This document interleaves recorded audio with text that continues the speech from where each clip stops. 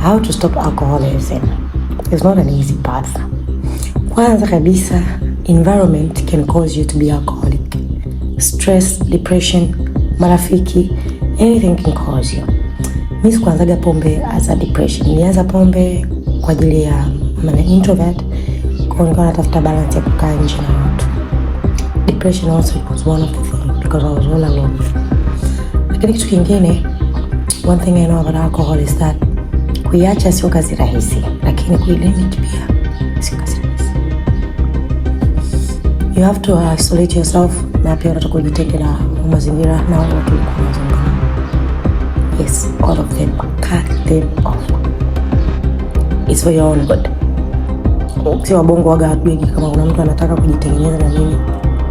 Achana na wale watu ambao ulikuwa unaona kwamba they drain you. Yaani unakaa na mtu ambaye unaona support yake hamna. Mimi ni mtu ambaye napenda kuinua marafiki zangu, lakini sijui kupata rafiki wa kuinua hata siku moja. Yaani kuniinua kwamba nimpata tenda hii njoo tufanye, hapana. Mimi I always give people tenders. Kwa kuna biashara hapa, kuna office tunapata hapa, I know how to fight for someone. Nitaweza kumuulizia mtu kazi na nini. But I realize kama jana mume wangu ameniambia, naangaliaga watu nikijua kwamba wao wananiangalia mimi hivyo. So one thing I want you guys to know ni kwamba kaa mbali na mtu ambaye anakutia stress kama ni rafiki, kwa sababu kuna marafiki wengine they are good but they drain your energy, they drain anything about you. So yeah, na pia jaribu kuwa na marafiki ambao watakusaidia kwenye ile job. So kusaidia tu kuwepo pale wakati uko na shida, no, kukupa some other things to do. Unaona, sasa hivi namshukuru Mungu ameniletea marafiki. Nimefanya kazi beach cool, nimefanya mazoezi beach cool, nimekuja marafiki kibao. I have Maggie, my friend, ananipeleka kwenye conference, ananipeleka kwenye church conference.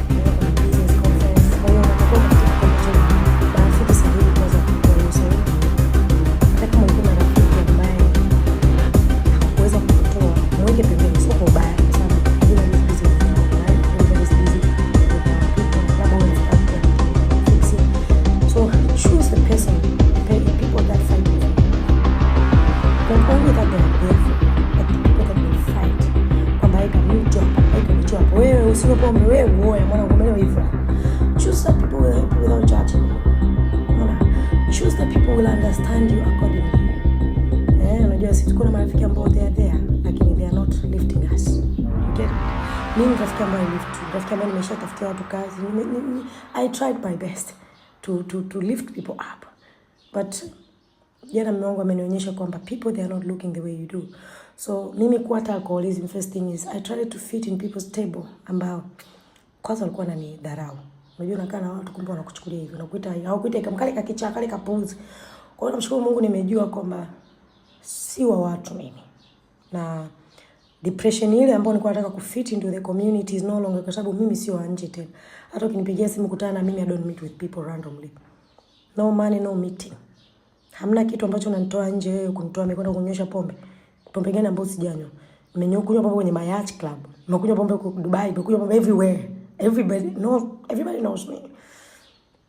Sijawa mdangaji, lakini nilikuwa natafuta wanaume ambao wana potential. But yeah, in order for you to leave alcoholism, change your cycle completely. The good one, the bad one, cut it.